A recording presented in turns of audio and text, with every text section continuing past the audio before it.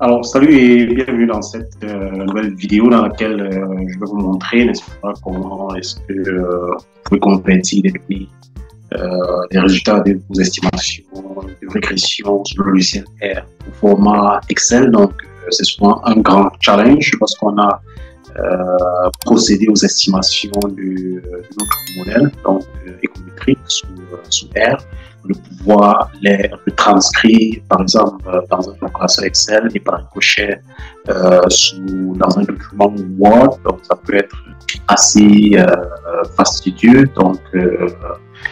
Et c'est assez important de pouvoir le faire dans la mesure où ça peut faciliter la production de tableaux. Alors, donc, c'est une étape assez importante dans la modélisation, donc, qui nécessite, notamment sous R, qu'on ait préalablement installé trois packages principaux. Donc, je vais aller dans l'onglet package là à droite. Donc, je vais directement installer les packages à partir d'ici. Donc, le premier package que nous allons installer, ça sera un package appelé WriteXL. Nous vous invitons à mettre une pause à cette vidéo, à cliquer sur le pouce bleu, vous abonner et activer la cloche de notification pour ne rien rater de nos prochaines vidéos. Pour bien s'approprier l'utilisation des outils statistiques sous plusieurs logiciels, nous vous invitons à prendre part à la prochaine session de notre formation en économétrie et techniques quantitatives. Cliquez sur le lien en description. Revenons à nos mots et tons. Dans notre package WriteXL, on va sélectionner ici. Donc, repository, on va installer notre paquet directement dans le paquet, dans WriteXL, donc le voici là, donc je vais sélectionner et puis installer directement à partir du repository Crown. Donc, on va prendre quelques secondes pour pouvoir installer ce premier package qui est important, qui est nécessaire. Donc, notre package WriteXL a été bel et bien installé, donc on peut déjà le charger. Donc, je peux naviguer là, donc au niveau des packages pour voir qu'effectivement il a été bien installé. Notre package WriteXL. Le voici notre package WriteXL, donc je vais le cocher donc, pour le charger comme librairie sous R.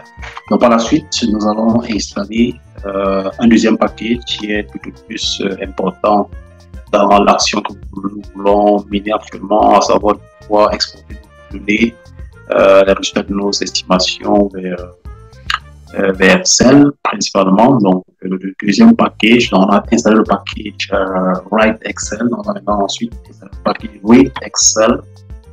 Donc, Write et Read. Donc, ReadXL. Donc, le voilà. Ce package-là, ReadXL, on va l'installer également de la même manière. Voilà, donc, le package ReadXL a été également installé, donc je vais naviguer donc pour aller le charger également. Donc le voici, donc le paquet ReadXL, donc je vais le charger là comme ça. Voilà, donc un dernier paquet qui est important, c'est OpenXL. Donc on a Write, on a Read et puis on a OpenXL qu'on va également installer. Donc je vais cliquer là sur Install. Et je vais taper le nom OpenXL. Donc, ces trois packages là, donc je vais l'installer OpenXL donc de la même façon. Ok, donc le package OpenXL est bien installé, donc avec succès. Donc je vais également le charger donc comme librairie OpenXL. Donc le voilà, OpenXL. Voilà, donc je vais le charger. Donc je vais utiliser mes trois packages WriteXL, ReadXL et puis OpenXL. Donc ce sont les trois packages qui sont nécessaires. Donc pour le cas d'une autre vidéo, donc ici nous avons la base de données constituée de données de leur rendement de deux entreprises, Google et Tesla. Donc, dans toute base de données nommée MyData, donc j'ai déjà importé sous R, donc je vais utiliser un modèle de régression linéaire simple pour cette base de données là qui est constituée de leur rendement de ces deux entreprises là. Donc je vais faire une régression pour voir s'il y a un lien entre les deux variables. Donc c'est juste le cas d'école, donc je vais créer un nouveau script là. Donc, script, je crée créer un nouveau script dans lequel je vais écrire, donc je vais pouvoir estimer, écrire la commande qui va permettre d'estimer mon modèle. Donc voilà, donc je vais naturellement utiliser, donc je peux par exemple, je vais l'appeler modèle. Je vais l'appeler modèle 1 par exemple. Donc ce modèle 1 auquel je vais associer la valeur LM, donc pour linéaire model. LM, donc en parenthèse, qu'est-ce que je fais? Donc je vais mettre en relation, donc je vais revenir là pour voir les noms de mes variables là. Donc on a la variable databook et datetesla, donc les deux pour Google et Tesla. En assurant que voilà, je saisis effectivement le nom tel qu'il est là, book. Donc je vais mettre en relation cette variable et puis voilà, donc ma variable date Tesla, on peut mettre en relation ces deux variables là. Dans le rendement de Google et celui de Tesla, donc je vais me limiter à ça. Comme data, pour la base de données, pour ma régression, donc je vais choisir comme base de données la base de données My Data. Donc cette base de données là s'appelle My Data, la base de données dans laquelle se trouvent les informations dans cette base de données que je vous ai fait visualiser tout à l'heure. Donc on a là Google et data qui sont les deux variables de la base de données qui représentent rien d'autre que ni plus ni moins que les rendements, les non-rendements de chacune de ces deux entreprises-là sur la bourse. Donc je vais estimer mon modèle linéaire, donc run, donc voilà, et for model data frame default formula data must be data frame. Voilà, donc ma base de données pour le moment n'est pas donc je l'ai importé de façon différente. Bon, pour le moment, elle n'est pas une data frame, donc je vais affecter à my data.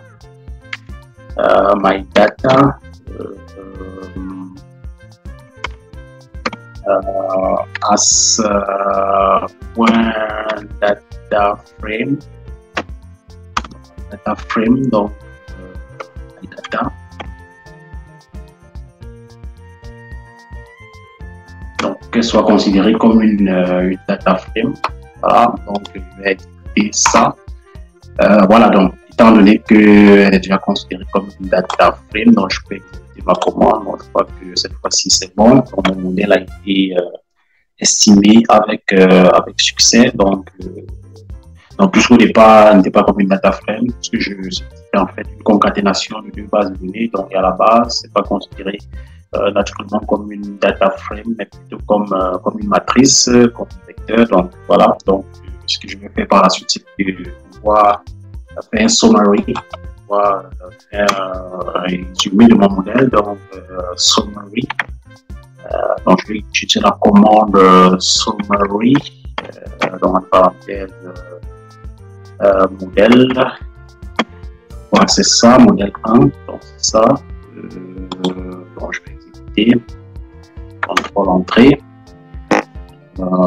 modèle 1 on not found, j'avais mal écrit, modèle, peut-être que c'est là, donc contrôle entrée, donc ça m'a affiché le résultat de mon modèle, ma modélisation, tel que vous pouvez le voir là, au niveau de l'équation plus bas là, donc le résultat de mon modèle là.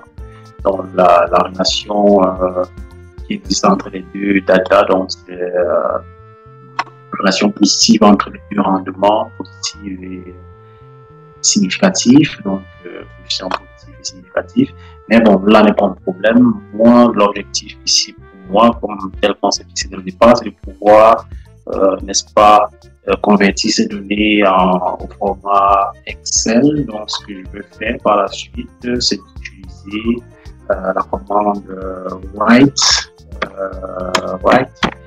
On a installé les packages correspondants, write.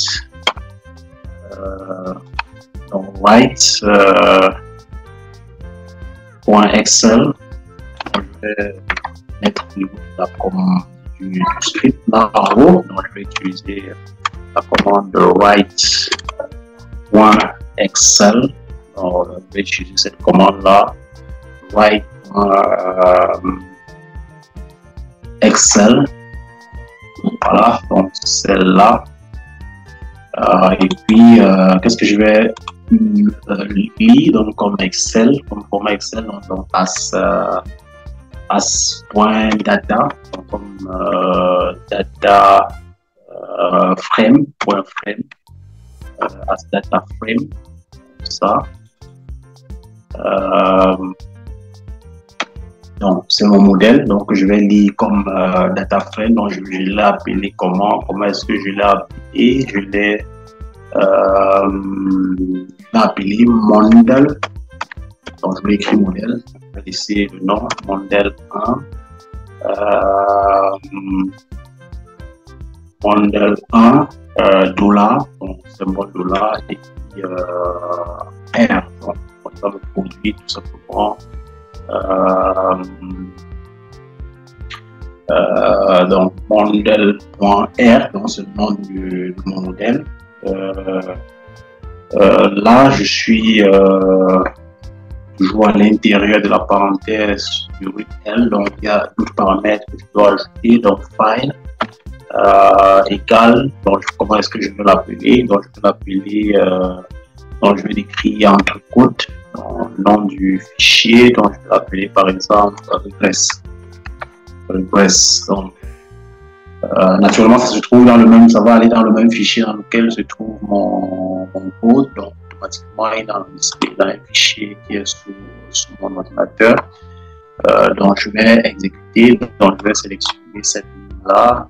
Bon, je dis que naturellement, par défaut, trouver un fichier où enregistrer. Donc, je vais l'enregistrer là.